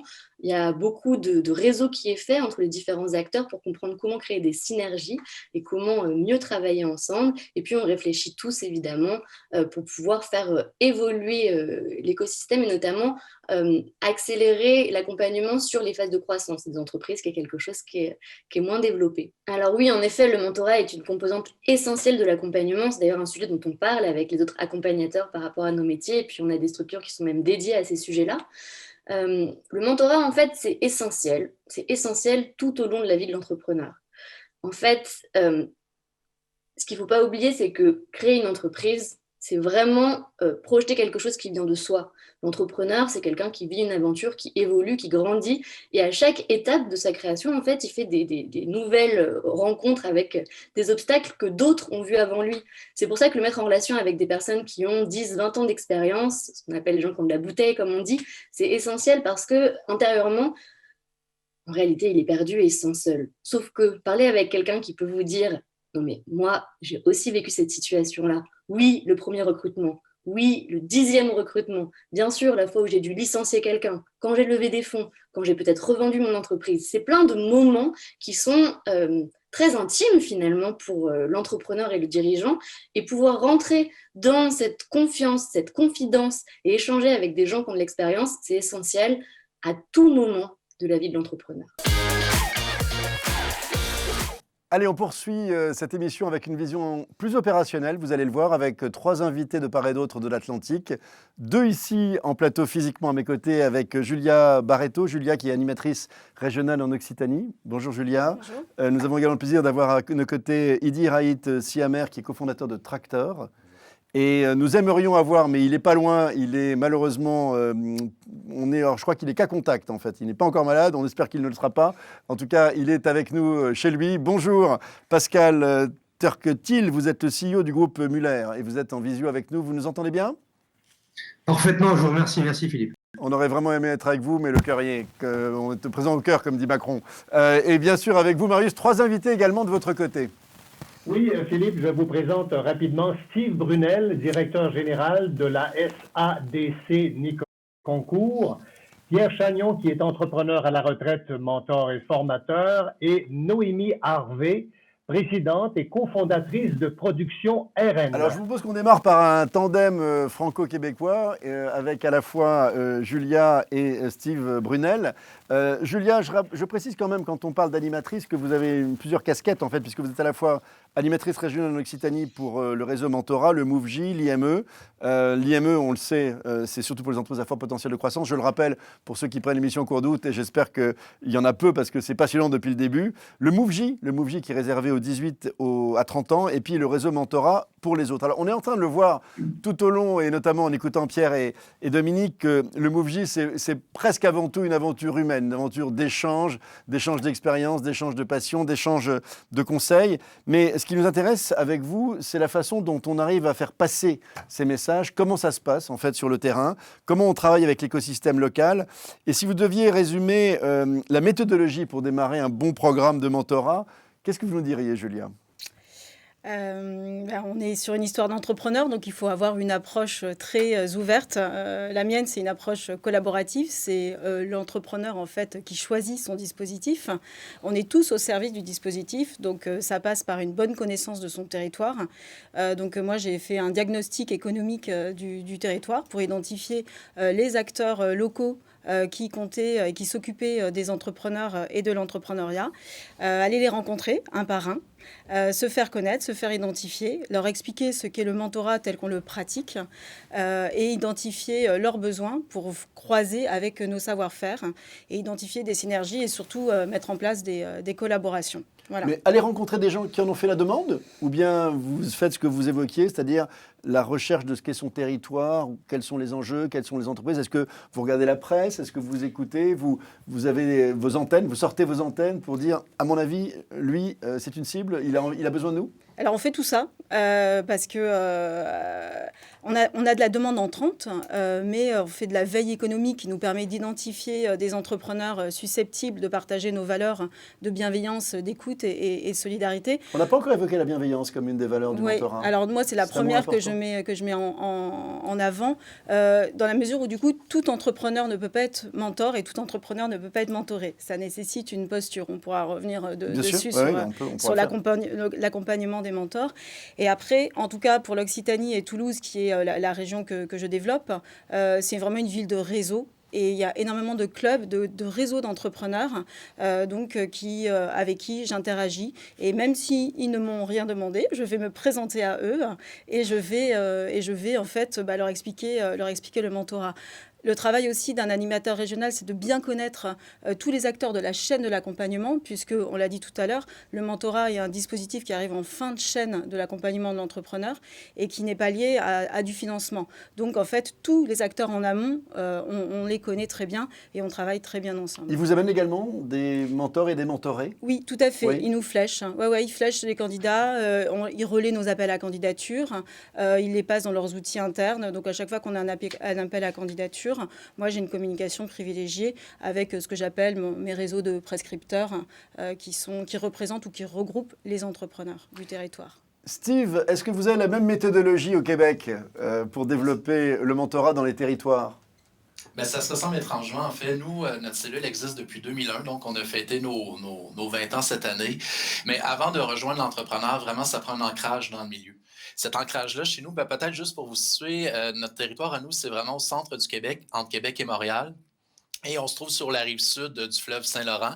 C'est un territoire qui s'appelle Nicolet-Bécancour. C'est un territoire qui est fortement rural et c'est un milieu qui est tissé, serré, autant au niveau de la communauté d'affaires que dans les organismes d'aide au développement des entreprises. Et lors de l'arrivée de la cellule de mentorat en 2001, il y avait du financement qui se faisait auprès des entrepreneurs, il y avait de l'accompagnement technique, mais ce qui manquait dans l'écosystème économique, c'était vraiment un outil qui mise sur l'être humain, sur le développement des potentiels, et le mentorat s'est avéré un outil par excellence, surtout que c'était un service qui était à la fois documenté et appuyé par la Fondation d'entrepreneurship à l'époque. Ce qui a fait foi de tout, en fait, de notre côté, c'est sûr que si les mentorés sont la raison d'être du mentorat pour entrepreneurs, notre matière première, ce sont les mentors. Et chez nous, vraiment, ce qui fait une différence, c'est la qualité, qui ne s'est pas démentie au fil des 20 dernières années, mais la qualité des mentors, la notoriété, leur réseau d'affaires, et c'est eux qui ont mis les bases vraiment de la réussite du mentorat pour entrepreneurs et de l'ancrage dans notre région. C'est des gens qui avaient des tribunes, c'est des gens qui avaient un bagage professionnel qui était reconnu. Notre organisation, pour nous, c'était vraiment de faciliter le travail. C'est toujours ça, hein. Dans le fond, nos mentors sont très autonomes. On s'entend, c'est des chefs d'entreprise, des gestionnaires d'expérience, donc ils connaissent comment ça fonctionne. Donc, notre travail à nous, c'est vraiment de faciliter leur lien avec les mentorés. Mais je vous dirais qu'à la base, c'était vraiment de mettre nos mentors de l'avant et de faire en sorte que cette notoriété-là passe vraiment par les qualités premières de nos mentors. Et évidemment, ben ça a des effets. Hein. C'est comme une pierre qu'on lance dans la mer. Là. Il y a des effets de vague. Les partenaires économiques, les partenaires d'affaires sont devenus par la suite des relayeurs. Et en tout cas, pour nous, là, vraiment, l'histoire démontre qu'une bonne assise, un bon travail à la base, on va en reparler tout à l'heure de ce qu'on a fait, nous, pour vraiment l'ancrer dans le milieu, mais ça fait foi de tout pour les suites. Et nous, après 20 ans, je pense que la cellule de mentorat n'a pas démenti sa vitesse de croisière et vous verrez tout à l'heure, là, il y a vraiment dans la dernière année une autre dimension que la cellule a prise, notamment pour miser sur l'être humain. Vous évoquiez en fait, Julia, la présence sur le terrain. Est-ce que vous avez également une présence à travers les réseaux sociaux, le bouche à oreille? Quelle est la meilleure arme de conquête de mentors pour chercher les bons mentors et faire connaître le mentorat? Parce qu'il n'est pas encore connu de tous les entrepreneurs qui auraient cette capacité d'aider d'autres entrepreneurs. La sincérité, Oui. la meilleure arme, c'est d'y croire. On incarne en fait le mentorat et les entrepreneurs, ils sont motivés, ils sont engagés sur leur territoire, ils participent à la dynamique économique. Dès lors où en fait on a l'occasion de leur expliquer ce qu'est le mentorat, ils s'y retrouvent énormément. Moi, j'ai certains mentors. On a une question qu'on pose à nos entrepreneurs quand ils deviennent mentors, c'est pourquoi vous soutenez le mentorat, pourquoi vous voulez être mentor? Et certains, notamment pour le MoveJ, me disent moi j'aurais adoré avoir ça quand j'étais petit, ça n'existait pas. Voilà, et c'est vraiment ça, donc c'est une évidence. Ils s'inscrivent très naturellement dans le dispositif puisque ils sont très solidaires entre eux et encore plus dans ce contexte actuel de crise. Est-ce que vous voyez une évolution? Tout à l'heure, Steve évoquait les partenaires, l'ensemble de l'écosystème. Est-ce que vous trouvez qu'il évolue? Est-ce que l'image du mentorat évolue auprès de lui? Est-ce qu'il est davantage impliqué? Est-ce qu'il en fait davantage qu'avant une priorité dans ses actions? Alors ça évolue en termes de notoriété parce qu'on est connu aujourd'hui quand je m'adresse à des acteurs notamment publics. Là, dernièrement, on a eu un rendez-vous avec la région Occitanie, avec la CCI Occitanie. Ils connaissent évidemment le mentorat. Maintenant, c'est s'emparer du dispositif et en fait, à nous de leur expliquer en fait qu'on peut aussi le faire pour eux, qu'ils peuvent ou nous flécher des candidats, mais qu'on peut aussi organiser tout le dispositif pour eux. Donc, de plus en plus, en fait, là, on a des demandes, ce que j'allais dire entrantes, pour aller solliciter ce dispositif et l'ajouter en brique d'accompagnement supplémentaire à certains dispositifs existants, parce qu'en fait, leurs dispositifs ne sont pas sur un accompagnement humain, ce sont des dispositifs techniques ou sur le savoir-faire, et le mentorat vient être une brique complémentaire. Voilà. Steve, à l'évidence, le mentorat est beaucoup plus ancien au Québec. Pour autant, est-ce que vous trouvez qu'il y a une évolution positive? Est-ce qu'il y a une accélération de l'intérêt de l'ensemble de cet écosystème pour vous soutenir et accélérer en fait le nombre à la fois de mentors et de mentorés? Ce qui était déterminant tout à l'heure, je parlais de la notoriété de nos mentors, mais un truc qui a décloisonné vraiment le mentorat, qui a fait en sorte que c'est devenu quelque chose de naturel, c'est vraiment lorsque des entrepreneurs, on s'aperçoit que les entrepreneurs qui font appel au mentorat, comme mentorés, sont des entrepreneurs qui ont du bagage, des entrepreneurs qui ont une valeur vraiment dans notre écosystème économique. Et quand ces gens-là ont commencé à nommer qu'ils étaient mentorés, il y a eu un effet incroyable auprès des autres entrepreneurs de la région. Chez nous, l'analogie avec le hockey est très forte. Quand un chef d'entreprise dit, ben, moi, j'ai écouté le hockey samedi, j'ai vu que le coach avait sa gang de gars sur le banc, il y avait une oreillette avec des gens qui étaient là pour lui donner une vision autre. J'ai compris que je ne devais pas rester seul comme chef d'entreprise, que je devais m'entourer. Et là, je l'incarne vraiment dans un cas très, très précis. Mais par la suite, on a eu des résonances de cette nature-là auprès d'entrepreneurs qui étaient mentorés, qui eux aussi avaient une notoriété, qui avaient réussi. Et là, les gens disent, attends un petit peu, c'est peut-être pour moi. Je vois de briser l'isolement dans un premier temps, d'aller vers des gens qui ont de l'expérience. Quand c'est quelqu'un qui a du bagot, quand c'est quelqu'un qui a une reconnaissance des gens du milieu, ben, ça donne une valeur ajoutée au mentorat. Et chez nous, là, vraiment, on a vu, dans les 5 premières années, les gens étaient plus timides, les mentorés. Et lorsque les gens commençaient à sortir au grand jour, qu'ils étaient mentorés, là, on a vu que ça changeait la donne, ça attirait davantage des chefs d'entreprise avec plus d'employés. Et les gens, ce qui est fascinant, c'est qu'au départ, on dit ben, c'est confidentiel, vous n'êtes pas obligé de le nommer. Mais plus souvent qu'autrement, les gens bombent le torse en disant « Hey, je suis fier d'être mentoré ». Et chez nous, on a eu, à chaque année, à la SADC, on remet un prix. On a un de nos mentors qui est décédé de la SLA il y a quelques années, un mentor extraordinaire qui a eu un impact positif pour plusieurs entrepreneurs. Et pour honorer sa mémoire, on a fait un prix hommage et à chacune des assemblées générales de notre organisation, on remet ce prix-là à un entrepreneur mentoré. Et ce que ça signifie, en fait, c'est toute l'économie circulaire, en fait, ce qui fait en sorte que le savoir des gens qui ont vécu, qui se sont dit, ben, regarde, on va aider des jeunes entrepreneurs, il y a des impacts positifs et l'effet de roue a fait son œuvre parce que là, de plus en plus, on voit des gens intéressés au mentorat qu'on ne voyait pas avant. Et je reviens à l'analogie de hockey. Je pense que lorsqu'on dédouane le fait de le faire tout seul puis que je me construis tout seul, ben là, les gens disent « OK, j'ai peut-être le goût de m'entourer de gens qui ont vécu puis qui sont capables d'avoir les bonnes questions pour moi. » Merci beaucoup, Steve. Le rôle important des rôles modèles, justement. Je voyais que Julia prenait des notes. Le hockey est beaucoup moins populaire en France qu'au Québec, mais elle va chercher le sport qui, lorsqu'on verra un coach, fera penser que c'est la bonne façon de recruter des mentorés et des mentors. Merci beaucoup, Julia. Merci beaucoup, Steve. Je vous repasse la main, Marius, pour un autre couple et d'autres découvertes de la façon dont le mentorat se développe. Merci beaucoup, Philippe. Alors, comment s'engage-t-on dans le mentorat avec nous sur nos 2 plateaux, 2 mentors, 2 mentorés. Nos mentors sur le plateau français en visioconférence, Pascal Turquetil, PDG du groupe Muller, une ETI familiale. Pascal a rejoint l'entreprise familiale en 97, où il a passé l'essentiel de sa carrière. Il prend la relève de son père René, président fondateur, actionnaire en septembre 2019. Le groupe Muller se définit comme un spécialiste du confort thermique. Sur le plateau québécois, Pierre Chagnon, entrepreneur à la retraite, il a été fondateur et PDG d'une entreprise en technologie de l'information en forte croissance au Canada. Pierre Chagnon est mentor depuis 2005, formateur de mentors depuis plus de 10 ans. Il est titulaire du prix Marcel et Aline Lafrance 2014, la plus haute reconnaissance offerte aux mentors et qui honore chaque année un entrepreneur au Québec. Du côté des mentorés, il y a un plateau québécois. Noémie Harvey, entrepreneur depuis 6 ans, est à la tête de Production RN, sa deuxième entreprise cofondée en 2019, une manufacture spécialisée en développement de produits, production de vêtements basés à Québec, en plus siégée en tant qu'administratrice au réseau mentorat depuis 2 ans. Passionnée d'entrepreneuriat, elle se donne pour mission de valoriser la fabrication locale et d'amener l'industrie de la mode à un autre niveau. Il s'implique dans de nombreux autres projets. Sur le plateau français, Idir Sir Amer est le cofondateur et le président de Tractor, première plateforme web de location de matériel pour les professionnels du BTP, de l'industrie de l'événementiel.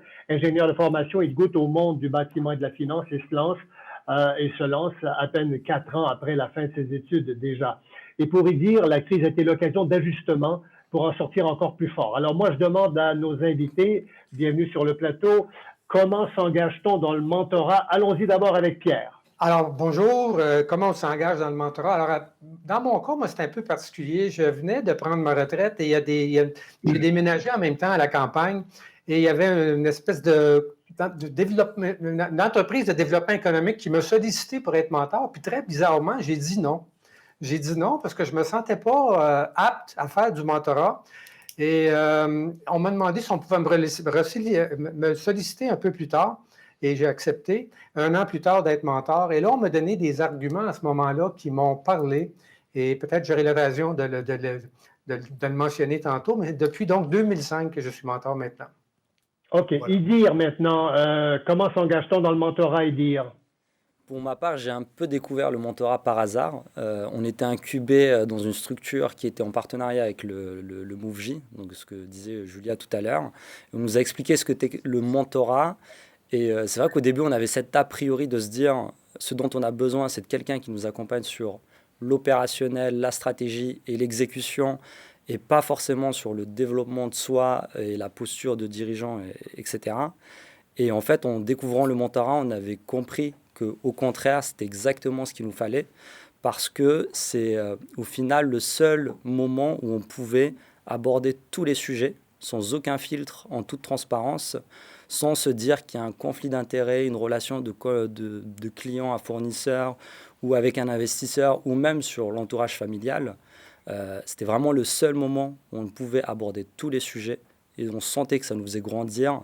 Et du coup, ce qui était un a priori au départ, s'est avéré une vraie opportunité. Et aujourd'hui, j'encourage tous les entrepreneurs d'ailleurs à aller vers le mentorat parce que ça nous fait vraiment, vraiment grandir.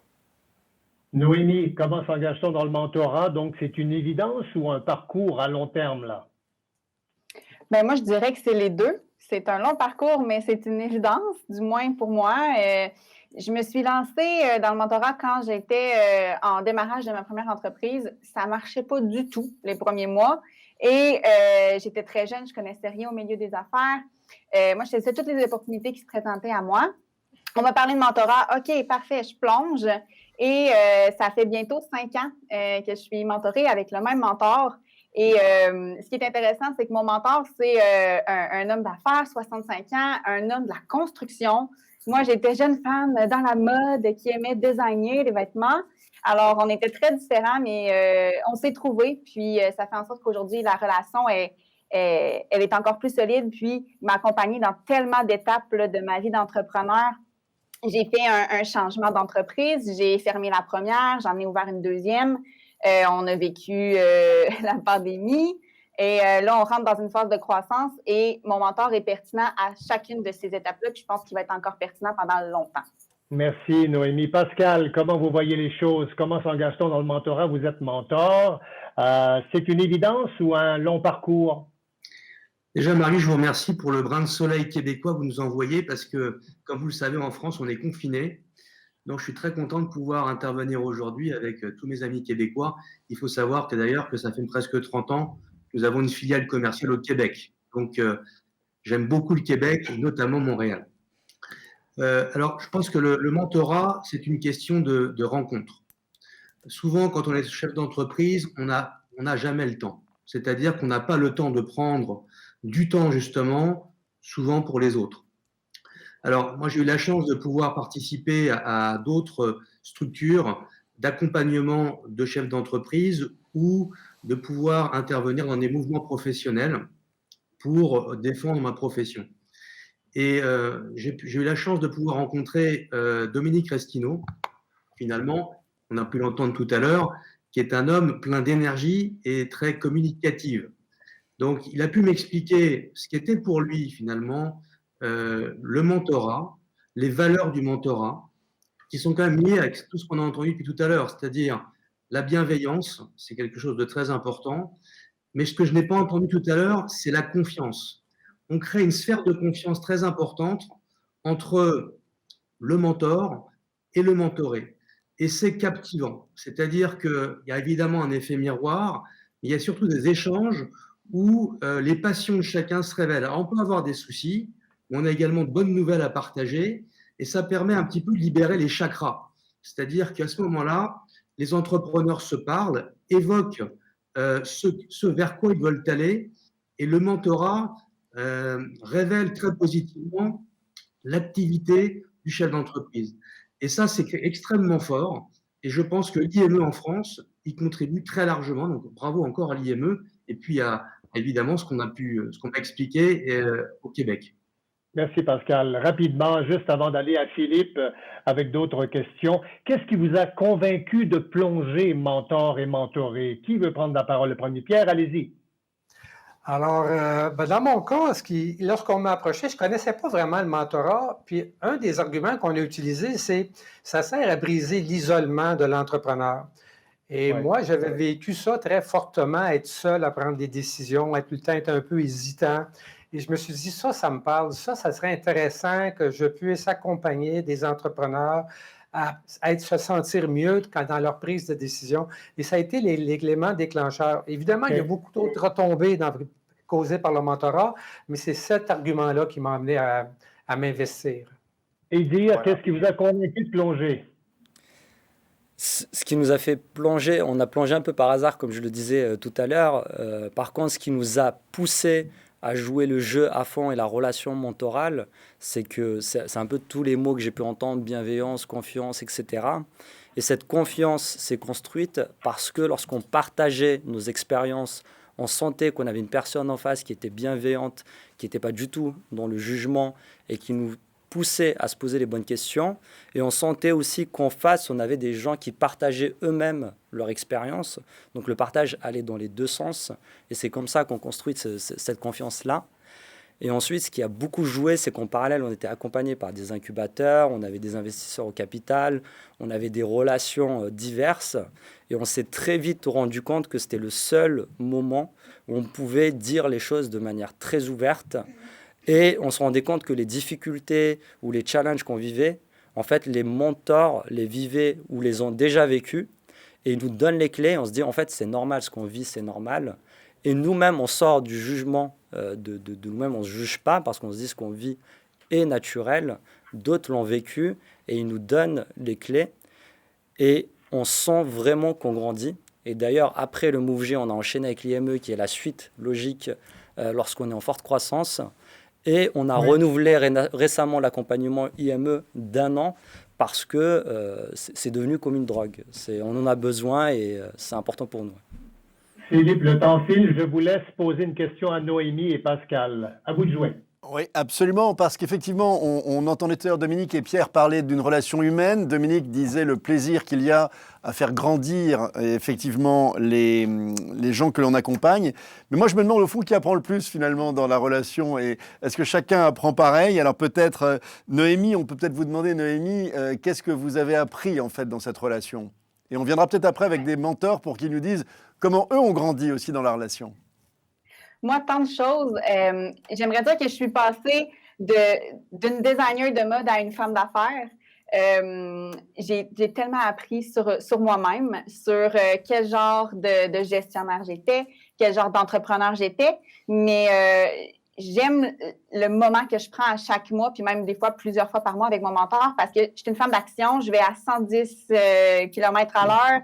Je prends jamais le temps de me repositionner, de m'asseoir, de m'élever au-dessus de mon entreprise, puis de mon parcours en tant que tel pour me questionner, me remettre en question, ces choses-là. Et mon mentor est là pour me challenger. On a une relation comme ça. Là. Moi, j'ai des idées très arrêtées souvent. Je veux aller vite, je suis impatiente. Puis mon mentor est là pour me recentrer, pour me poser les bonnes questions. On se soulève souvent, mais c'est exactement ça qu'un mentor fait. Et j'ai appris justement à être un peu plus objective dans mes décisions, de prendre un regard extérieur sur comment je voyais l'avenir, sur mes choix, sur mes décisions. Puis, je pense que ça fait en sorte que je suis une entrepreneur plus solide aussi maintenant. Puis, je pense que c'est ça le but du mentorat aussi, c'est d'amener un entrepreneur ici à un entrepreneur à un autre niveau, puis de permettre d'être capable de ensuite nous-mêmes prendre nos propres décisions puis avoir un regard éclairé dessus. Alors Pierre, Noémie nous confirme qu'elle a grandi. Est-ce que vous avez grandi dans votre relation en fait de mentor, via votre relation de mentor? Oui. En fait, comme mentor, on grandit parce qu'on apprend continuellement. Il y a beaucoup d'avantages à être mentor. Premièrement, dans mon cas qui est retraité, je me sens utile, puis c'est un sentiment qui est très, très important. On rencontre des gens qui sont pleins d'énergie, qui ont de l'audace, qui foncent. On rencontre aussi des mentors, parce qu'en tant que formateur, je rencontre plein de mentors qui ont une sagesse, qui délivrent des connaissances extraordinaires. Et aussi, nos entrepreneurs sont dans des domaines variés, des domaines qu'on ne connaît pas. On découvre ces domaines-là. Donc, c'est un apprentissage continuel. Et aussi, on apprend, c'est un nouveau métier d'être entrepreneur, d'être mentor. On apprend de l'écoute active, on apprend la non-directivité. Comme patron, on n'avait pas ça. On apprend la non-directivité, le non-jugement. Donc, à force de pratiquer ces éléments-là, on devient une meilleure personne. Donc, ça nous change énormément. Le mentor, il gagne beaucoup. Donc, c'est un échange qui est gagnant-gagnant. Les deux parties prennent avantage de l'échange mentoral. Alors, voilà. À quel moment, Pascal, sent-on qu'on forme le bon binôme? Ah, ça, on ne sait pas tout de suite. Par contre, en même temps, quand on se rencontre avec un mentoré, souvent le fit passe très vite parce qu'on est des entrepreneurs. Et je crois qu'une autre valeur également que je n'ai pas entendue depuis tout à l'heure, c'est l'humilité. C'est-à-dire savoir se remettre en question à tout niveau. Bon, je parlais tout à l'heure de l'effet miroir, mais cette relation entre le mentor et le mentoré est exceptionnelle. C'est-à-dire qu'on en retire une satisfaction extrêmement vive. Chaque échange nous apporte à l'un et à l'autre. Donc on ressort dans ces échanges, je crois, avec une maturité qu'on n'avait pas avant. Et on se rend compte l'un et l'autre que finalement, on est capable de s'apporter un optimisme fort parce que, avant tout, pour être entrepreneur, il faut être positif. Il faut être optimiste, il faut croire dans l'avenir.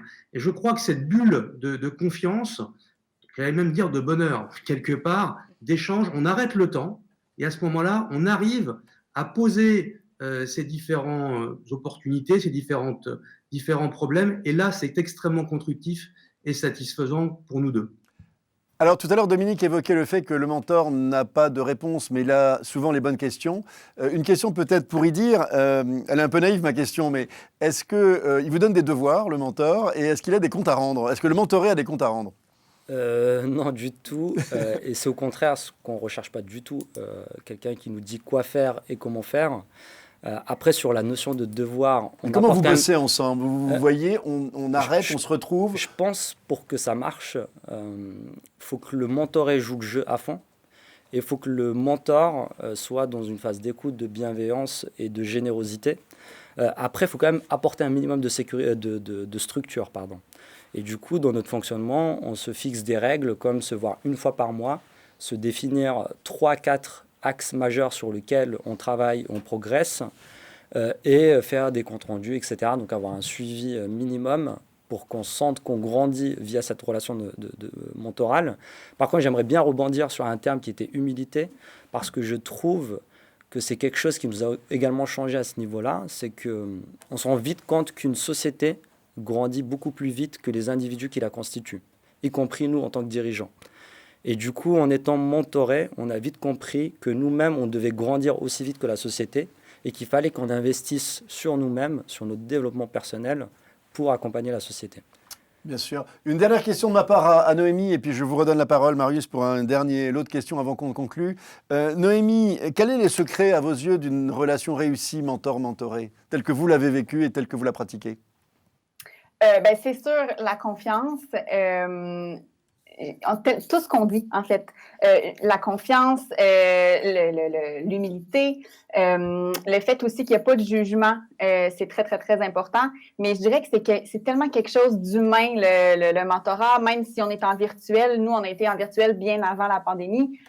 Même s'il y a une distance, il y a quand même une proximité qui se crée parce qu'il y a tellement un partage qui est important venant du mentor, mais venant du mentoré aussi. Puis, c'est ça qui est intéressant, c'est que non, le mentor ne va pas te dire quoi faire, ne va pas te dire « Ah, tu es en train d'aller dans le mur » ou « Ah, tu es sur la bonne voie ». Il ne va pas nécessairement te dire ça, mais il va te poser les bonnes questions, puis il va partager ses propres expériences. S'il voit que tu es en train de faire une erreur, il va te partager un peu l'erreur que lui a vécue, puis te dire, tu sais, moi, je l'ai vécu comme ça, je te laisse entre les mains, maintenant, tu es capable de prendre tes propres décisions. Mais d'avoir ce partage, cette honnêteté aussi, là, c'est ce qui fait qu'une relation est gagnante puis qu'elle peut durer longtemps puis à toutes les étapes de l'entreprise. Marius, dernière question avant de conclure. Ben, c'est ça. Moi, la question que je vois, c'est est-ce que le mentoré ne se sent pas trop impressionné par son mentor? Est-ce qu'il est un peu sur la défensive de peur que le mentor prenne le volant de son entreprise? Est-ce que c'est vraiment une relation d'égal à égal? Un petit commentaire rapide de tout le monde. On y va avec Pascal d'abord. Je crois que c'est essentiel. Et c'est quand même, on est des adultes, des entrepreneurs. Je pense que, je parlais tout à l'heure d'humilité, il est très important d'avoir un rapport d'égal à égal. Et moi, j'ai autant appris pendant toute mon expérience de mentor, peut-être que certains mentorés que j'ai pu accompagner. Donc, il est très important que ce rapport soit égal. Et je pense que ça fait partie également de l'éthique et des valeurs qui nous sont enseignées quand on rentre dans l'IME. Merci Pascal. Pierre, allons-y avec vous. Alors, je suis d'accord avec Pascal, c'est important que ce soit une relation d'égal à égal. Or, pour que ça puisse avoir lieu, premièrement, je trouve que c'est important qu'on s'intéresse à l'individu. Alors là, on est égal, ce sont deux individus qui sont entrepreneurs, donc il y a une égalité. Lorsque je me présente à un nouveau mentoré, je ne présente pas mon parcours entrepreneurial, mais je me présente moi comme humain. Donc, je suis un papa, un grand-papa, etc. Donc, des éléments qui permettent qu'on puisse se voir dans un même niveau. Et tout au long de nos rencontres, bien évidemment, cette humilité-là est importante. Le lien de confiance s'établit. Et là, ça devient des discussions d'égal à égal. Aussi, lorsque notre mentoré vit des situations qu'on a déjà vécues, ben, ça m'arrive souvent de mentionner, moi aussi, je l'ai vécu et je le comprends, ce que tu es en train de vivre. Donc, ça force aussi, ça facilite la relation d'égal à égal, puisqu'on vit les mêmes choses. Alors, c'est comme ça que ça se fait, c'est très important. Merci Pierre. Idir sur le plateau français, allez-y. C'est marrant parce que notre mentor IME vient de relancer sa énième structure, donc une startup qui s'appelle Silver. Et dans les échanges, on voit très bien qu'il nous nourrit et on le nourrit en contrepartie parce qu'on échange énormément sur sa nouvelle structure et on a des exécutions assez similaires et des enjeux assez similaires. Donc clairement, ça va dans les deux sens et il n'y a aucun raisonnement type est-ce qu'on est égal ou pas. Je pense que la confiance, le climat qui s'installe dans cette relation fait qu'on sort de toutes ces considérations. Noémie, juste en terminant, on va changer de sujet. À quel moment s'arrête la relation mentor-mentoré? Ça fait déjà 5 ans que vous êtes mentoré. C'est ce que je comprends? Oui. Je pense pas. Moi, je vois pas la fin arriver. En fait, je suis en ce moment dans une période que je pensais pas vivre de sitôt. Nous, la pandémie a été une opportunité, un peu comme François plus tôt, et on rentre dans une grande phase de croissance qui apporte son lot de défis aussi. Hein. C'est pas parce que ça va bien que c'est pas difficile. Et mon mentor est d'autant plus important pour cette période-là, comme il l'a été à toutes les périodes de ma vie entrepreneuriale. Merci beaucoup à tout le monde, nos 4 panélistes, Noémie, Pascal, Pierre et Idir. Et je veux saluer aussi Steve, qui est encore avec nous, pour vos témoignages éclairants. Alors, ce qu'on retient, donc la richesse des échanges entre mentors et mentorés, les deux reçoivent, les deux donnent et les deux reçoivent. Briser l'isolement, l'écoute, prendre du temps, de la bienveillance, de la confiance et de l'humilité. Alors, merci à tous d'avoir été avec nous ce soir. Nous nous retrouvons demain pour 2 rendez-vous exceptionnels pendant cette semaine. Philippe, on va se retrouver pour découvrir les chiffres de la nouvelle édition de l'indice entrepreneurial québécois.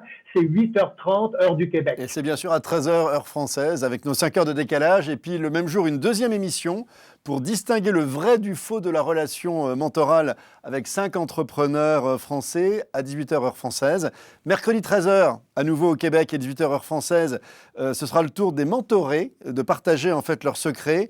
Et on aura également un message du professeur Lejoyeux, sur les bienfaits de l'anticipation, qui est une vraie qualité entrepreneuriale. Et jeudi, toujours à 13h, heure du Québec, 18h, heure de France, ce sont les mentors qui nous parleront du grand attrait d'être mentor et de leur ambition de soutenir tous les entrepreneurs de leur pays. Ce sera aussi autour de Gila Clara Kessous, professeur à Harvard et intervenant auprès de l'UNESCO, de partager avec nous son concept de l'optimalisme. C'est un rendez-vous, Philippe. L'optimalisme, j'adore le concept. Et puis bien évidemment, vendredi, ça a été évoqué tout à l'heure avec Pierre et Dominique, séance de clôture animée de main de maître par mon ami et complice Arnaud Le Gall qui sera avec vous, Marius, à 18h ici, à 13h chez vous, pour essayer effectivement d'ancrer définitivement le mentorat dans l'esprit de tous ceux qui nous regardent et donner envie à toutes et tous de à la fois être mentorés et de devenir mentors pour affronter encore mieux cette sortie de crise qu'on appelle tous de nos voeux. Merci Marius, c'était un bonheur de faire ça avec vous. Merci à nos amis du Québec et à très bientôt pour de belles aventures d'entrepreneurs.